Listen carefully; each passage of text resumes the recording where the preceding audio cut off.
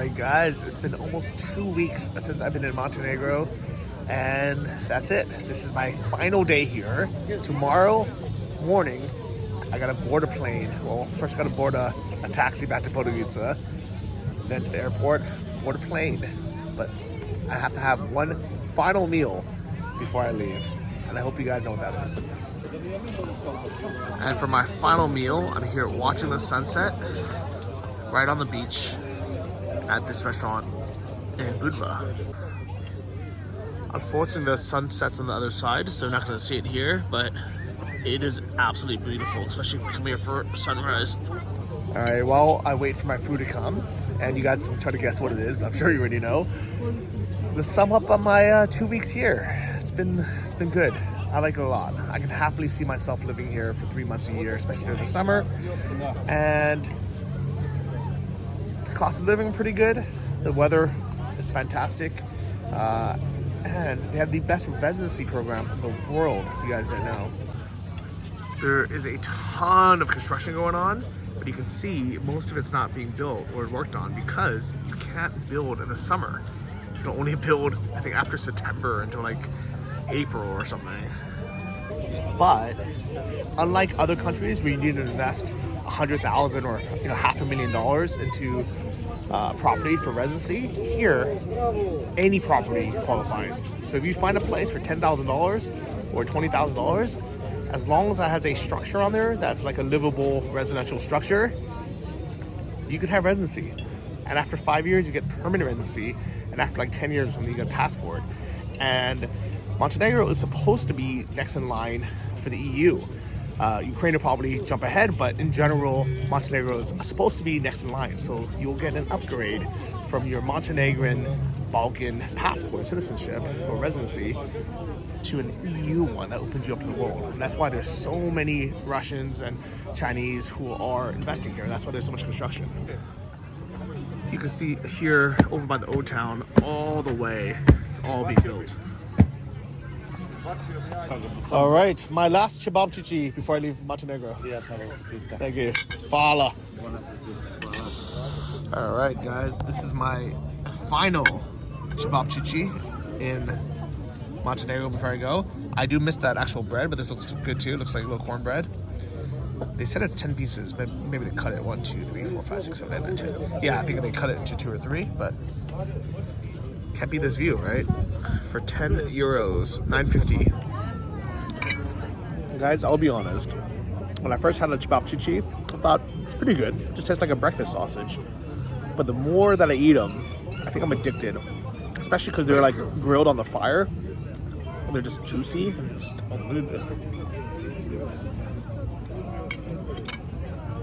I know. I'm gonna miss this, guys. When I go tomorrow, I don't have any more Cevapcici. This is good too. I've never seen bread like this. It's like a sponge cake. That's good. Looks like I made a little friend. Meow.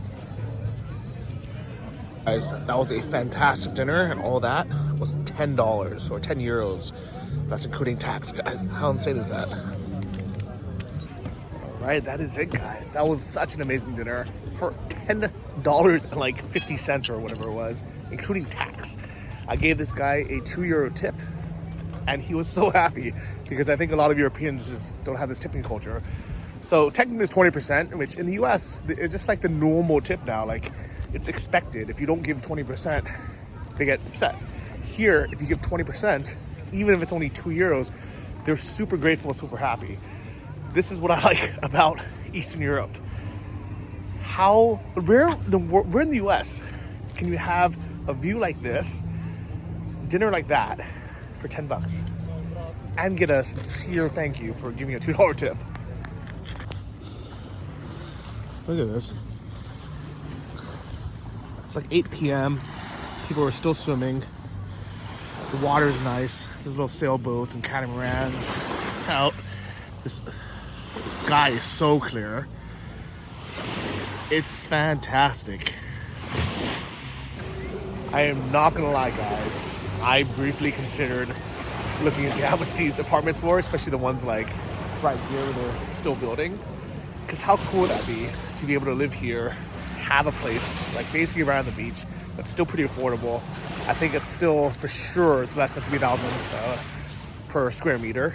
So you can get like a, you know, a small one-bedroom apartment or a normal size one-bedroom apartment for about 150,000 euro, 160,000 US. Very cheap, to right on the beach. Like, it's insane, right? I mean, the ones right here might be a little bit more than that, but not by much. You know, for like 200 grand for sure you can have it. And you can have residency. The only problem is it is a seasonal thing where the winters are cold. So I wouldn't really want to be here for winter. And, you know, maybe you get bored of this, right? Because this is just like a beach holiday place. But it is a nice place to live. I would absolutely recommend Montenegro. It is funny that Ukrainians and Russians have a lot of like best kept secrets of places that they go.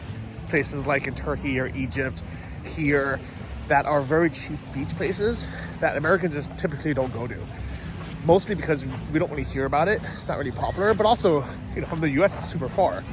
But from these countries, it's close by and they can come for, you know, 1 or 2 months, sometimes the whole summer. And a lot of these activities don't cost any money. I mean, just hanging out on the beach, living close by, and then coming for like a beer or a drink, it really isn't very expensive.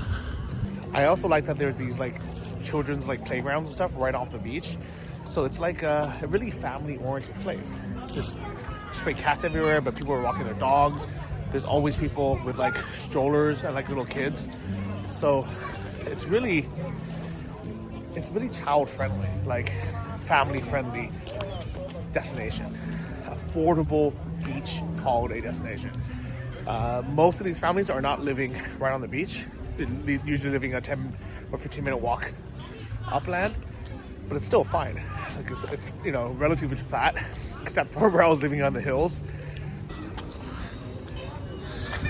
So you definitely want to live up in the hills unless you have a car. But right behind this, a 10-minute walk, there's a ton of buildings coming up. But the real benefit of Montenegro versus everywhere else is foreigners can own land, not just a unit in the building. So if you don't mind driving, and if you have a car here, you can live somewhere that's maybe 20 minutes away, 30 minutes away, and you can have a piece of land and a house for 30 grand, $35,000, $40,000. Own land, be a relatively short drive from the beach. Podgorica, the capital, is less than an hour away. So it's a pretty small country. You can be in the forest, you can be in nature. It'd be pretty nice. The only downside, and the reason why it's like a hard no for me, you have to stay in the country for 9 months of the year. They don't want digital nomads here. If you want to live here and get permanent residency, you need to be in the country 9 months a year for the next 5 years. So this is a great place if you want the cheapest permanent residency anywhere in Europe and you actually want to live here. You can go on vacation, you can go on trips, but you have to be here 9 months a year. Still, I think it could be a good place to be 9 months a year. They even have a little clothing market here called the Bazaar. The Grand Bazaar. It's not bad. They have like $10, 10 euro shirts. I like how everything's marked as well. All right, guys, let's see how this looks. 15 euros for this. There's an entire inside area as well. Didn't even notice this. I feel like this entire place comes out of like the 90s or something. Like this doesn't exist anymore anywhere in the world. Especially not for $2 a ride.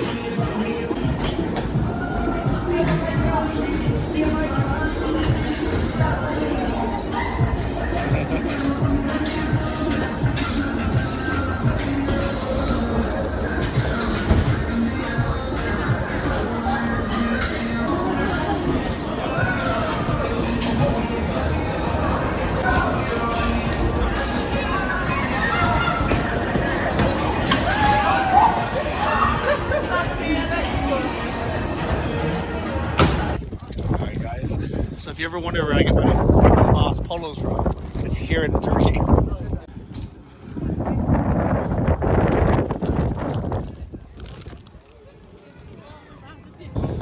And look, you can even do a 40-euro trip to Dubrovnik for the day. We have all the normal touristy stuff at the Herrick.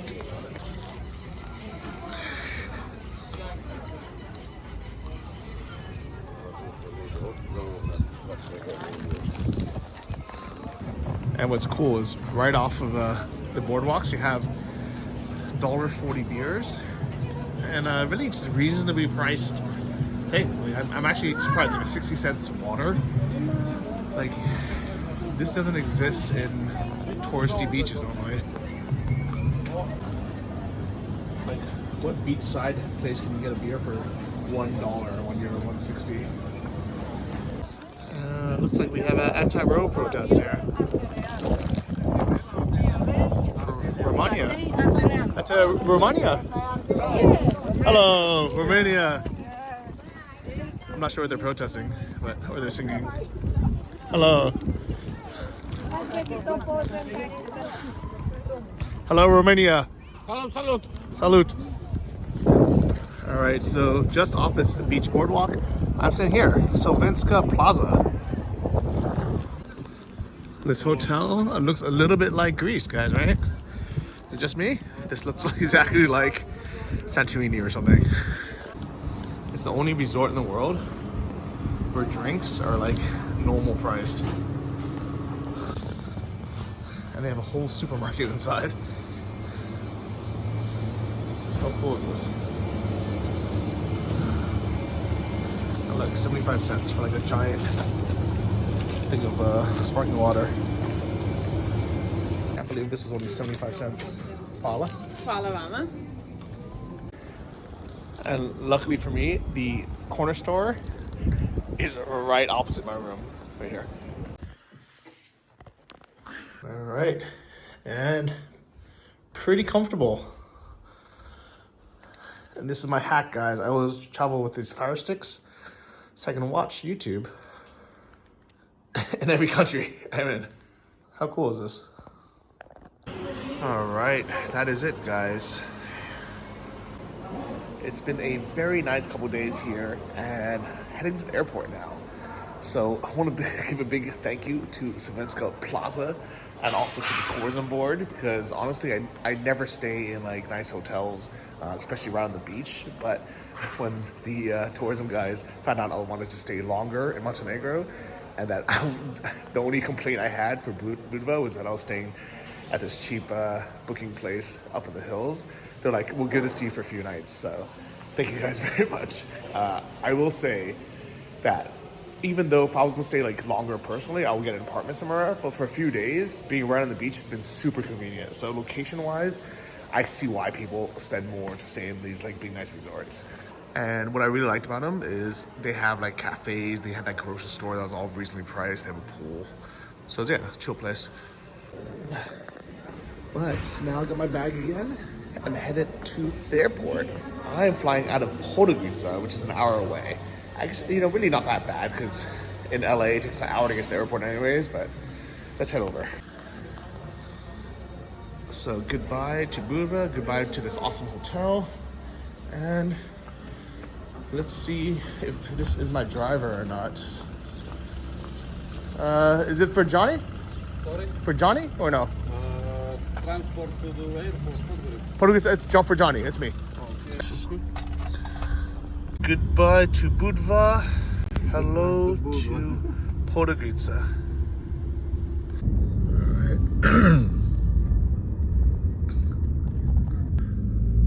This airport, it looks like a church. It's airport. It looks so small. Is the Tivat bigger or no? No, it's This is the biggest. Oh. Okay, now it looks like an airport now, but it's still small. Ciao, fala. Here we go, guys. All right, guys. So we are Aerodrome Podgorica. You can tell this isn't a very busy airport because I'm standing in the middle of the street and there's nobody bothering me. think a lot of people like to just hang outside for a little smoke, a little sun. I'm imagining it's tiny inside.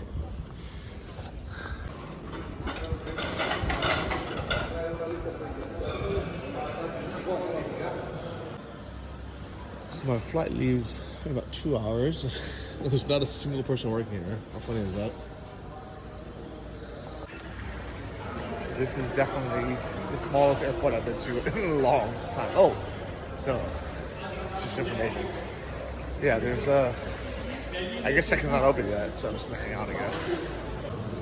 Alright, everything here is 2 or 3 times the price, but for an airport, it's still not bad at like €4, compared to the US at least.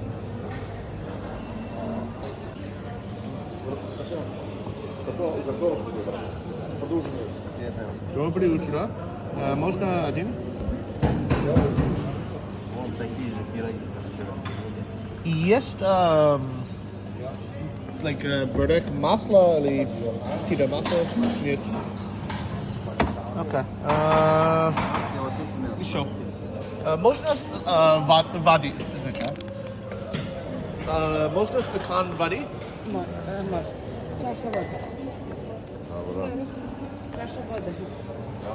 Fala, thank you very much.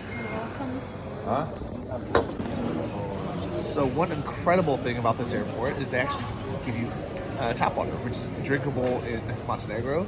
Never had an airport give you free tap water before. They normally charge you like $5 for a bottle.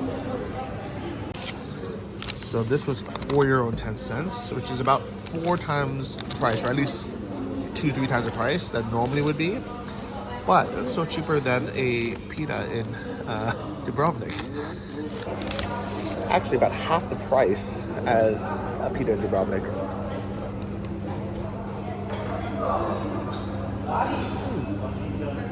Not bad. This one was with mushrooms. My first time. I also have this heavy can of tuna that I need to finish.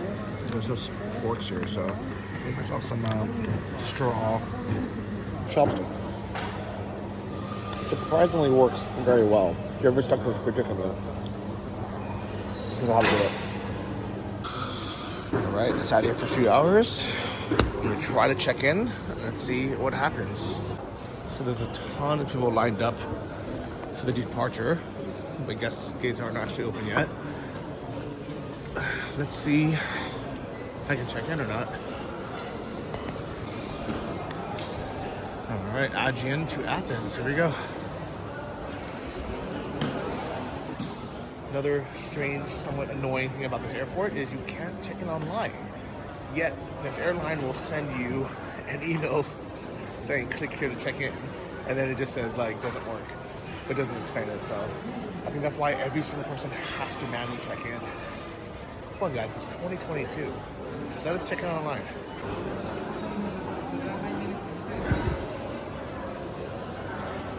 Alright guys, I got my boarding pass, but this line to get in is so long, and actually, it's not even open yet, so I don't know why people are waiting. Look at this, it goes all the way to the end, and literally, is it open yet, or is it, I don't think it's even open yet. So I don't know why everyone's waiting.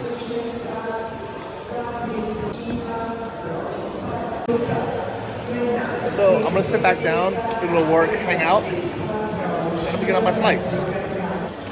And I just realized, let me tell you where I'm going.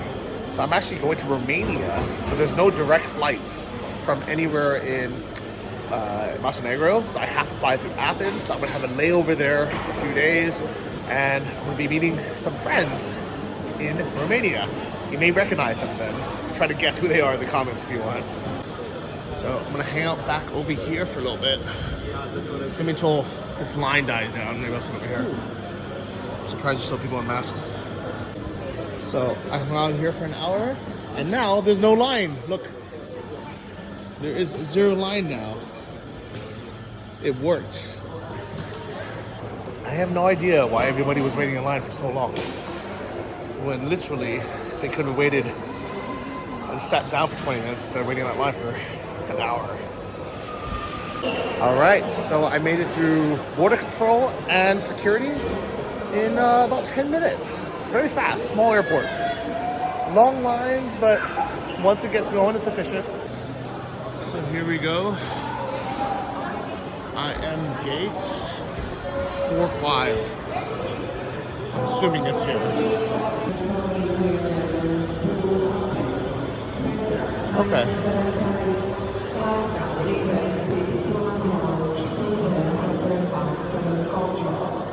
How do I go?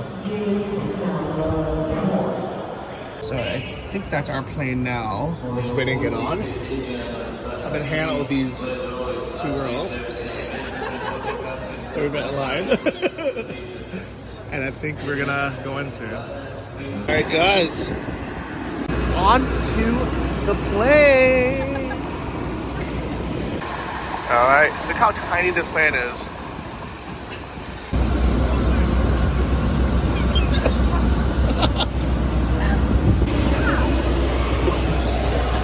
You'll be done. Oh my god! This thing is so small! Oh, that's okay. Follow. Oh my god. Do they upgrade me to business class? But all the seats are exactly the same. I don't know what the difference is. This is the front party at the back. But it looks exactly the same. Yeah. That one's one. Is that what you want? Oh my god, he's I'm still here. plugging. It's okay. You're still in it.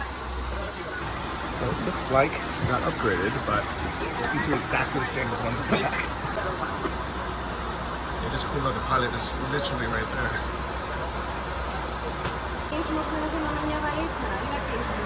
How cool is it? The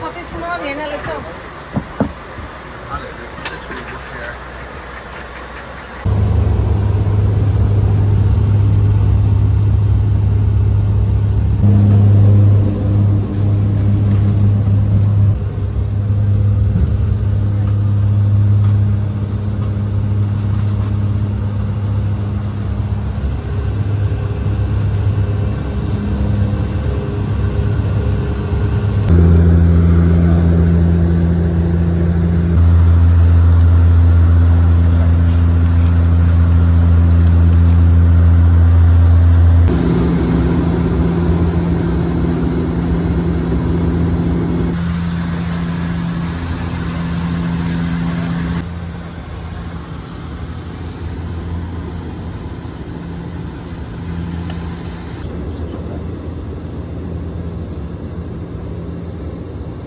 Podgorica.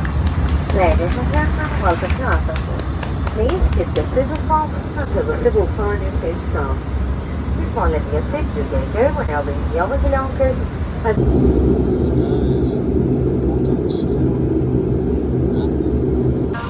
Thank you, bye-bye.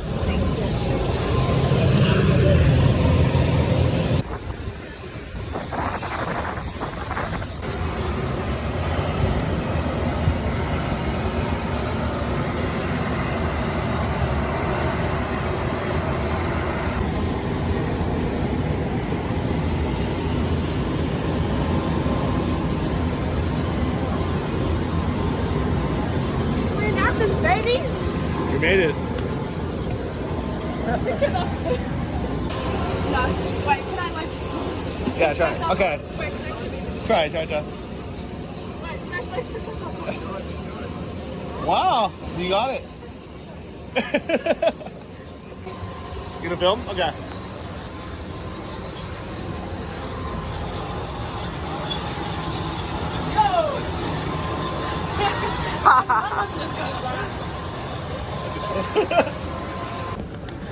Bye, girls. See ya! Have fun in where? Mykonos! Woo! Alright, ciao. So those girls are going to Mykonos, but I just have a couple day layover here in Athens. Honestly, I didn't really want to come here because I was just here a few months ago, and it's part of the Schengen, which means I have I'm almost out of days on my U.S. passport. But I had to fly through here on my way to Romania, so figured might as well stay a few days, have some more gyros and euros, and they have cheap Airbnb, so I can get some editing done. So So this line is pretty long, but what I'm most surprised about is how many people are still wearing masks, and then they're not required anymore. All right, easy. We're done. All right, that was super fast and easy. I don't need any luggage because I have carry-on only. And look, SIM cards right here. I think every airport, and bus station, and train station should be required to have SIM cards. If you want to have a good travel experience for tourists, right when they arrive, they should have free Wi-Fi that doesn't require a phone number or anything to sign up. They should have SIM cards that they can buy quickly and easily. And there should be ATMs, as well as everywhere should take credit card, especially in the airport. This is international. What else? What else can we do to make it easier for tourists? Basically everything that Greece does. They're a tourism hotspot. They have a lot of problems, as you've seen in my other videos, but they are very set up for tourists, which is really good.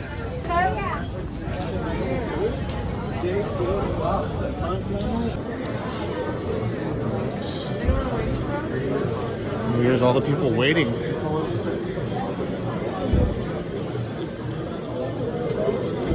So I'm going to try to grab some cash.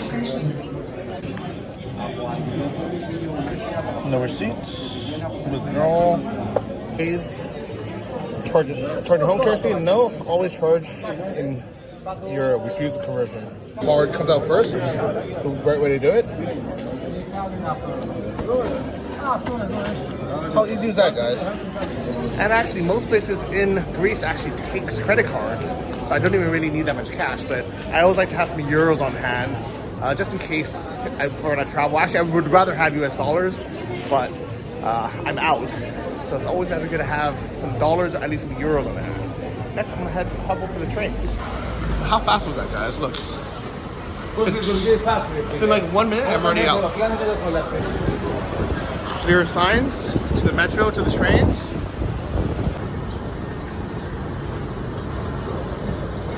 So the only problem with Athens is it's pretty big, so the airport is like an hour away from the city center by train, but the train's pretty easy. It's right at the terminal, so not that big of a deal, except that there's zero Wi-Fi and zero cell signal on the train itself, which is weird. It's one of the only metros in the world that has zero service. And the train tickets, it's relatively easy, but it is kind of expensive. It's 9 euros, but you can pay by bank card, which is nice. Card printing in progress. And voila, get a ticket.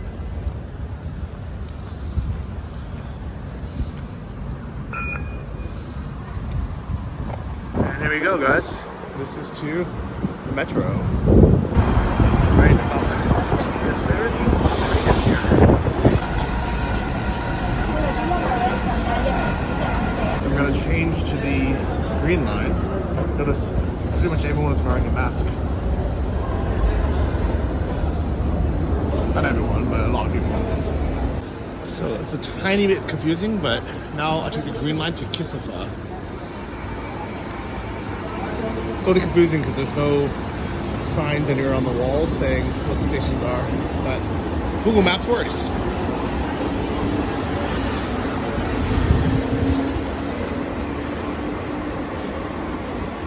And thanks to some of your comments, I ended up getting an eSIM. So the way it works is you get one that's like a global eSIM that you put in your phone, and it works in like 100 different countries or 70 different countries. Pretty much all the countries that I'll travel to. So thank you guys very much for that. It's a bit more expensive, a lot more expensive than getting local SIM cards. So it's about $4.50 per gig, which is still half the price of Google Fi, which Google Fi actually doesn't work if you travel full time like I do, because they kick you off after a few months. But I'm very happy. So now, because I'm here just for a few days, I don't have to go get a SIM card, go through the hassle of putting it in, then throwing it away, then getting another one. So thank you guys very much. If you guys want to check it out, I'll have a link to it in the description below so you guys can get one too. But so far, so good. And it works. It brought me here. I honestly still can't figure out if people are wearing masks just because they're used to it. Because it was required a few months ago. Or if people, if it's still required now. Because it's like literally like, let's say 50-50. Like, or maybe 80-20. But we'll see. Until someone asks me what's going on, I'll leave it off.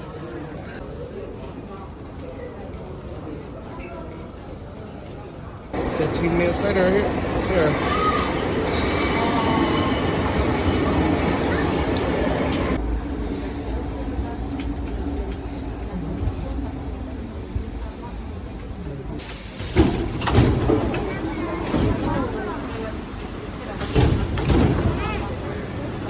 Alright guys, welcome to Athens.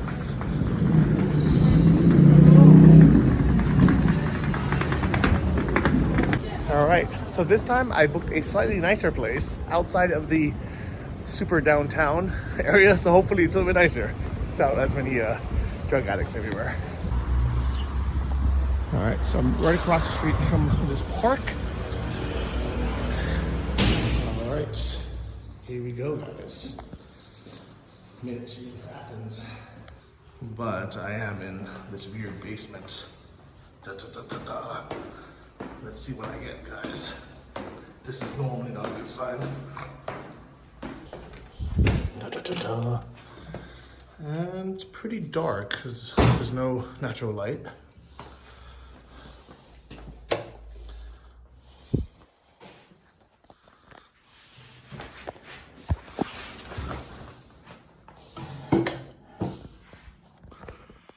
Here you go. Well, guys. This place actually looks exactly like it does in the Airbnb photos. What do you think? How much would this cost where you guys live? I must admit, I kind of booked it without thinking about it too much because the photos looked so good. But it's actually just a studio apartment, so it's really not very big. This couch looks really cool, but doesn't actually have a backrest, so it's probably not that comfortable. This kitchen looks cool, but I mean, I guess it's fine. It has an oven, mini fridge, and we have probably tons of storage, way more than anybody would need for a rental.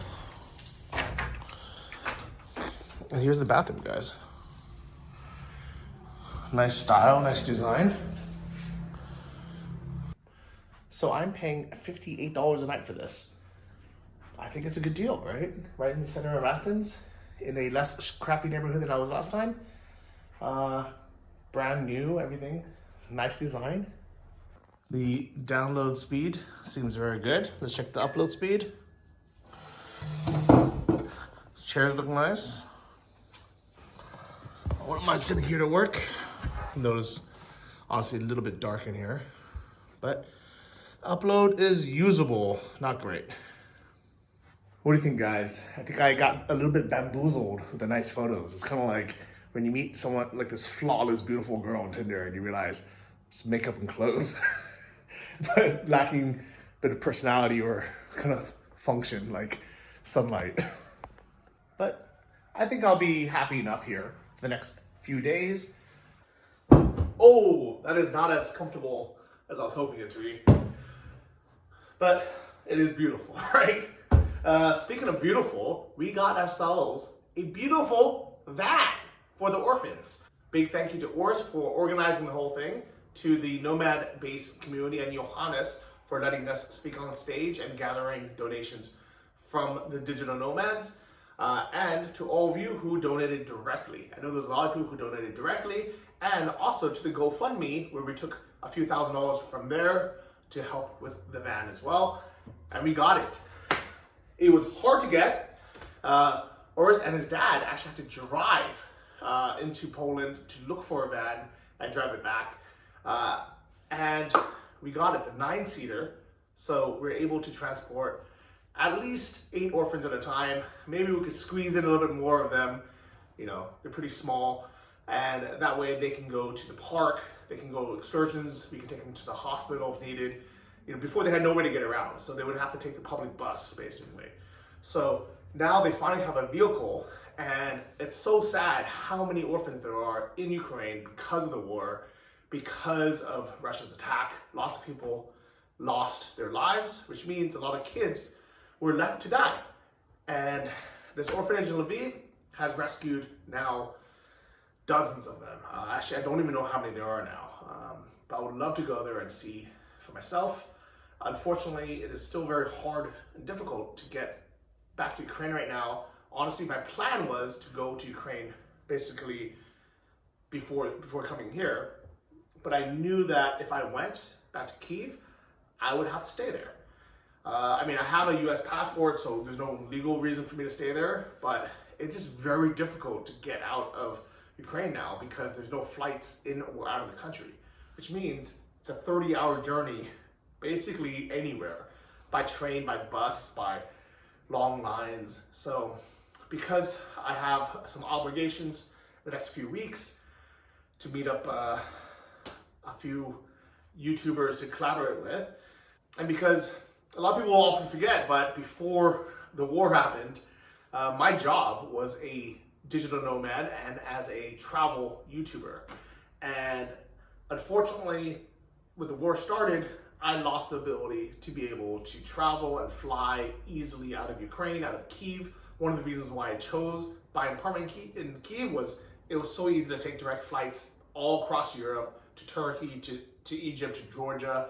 And now that 1 or 2 hour flight has become a 30-hour nightmare of a journey to get out.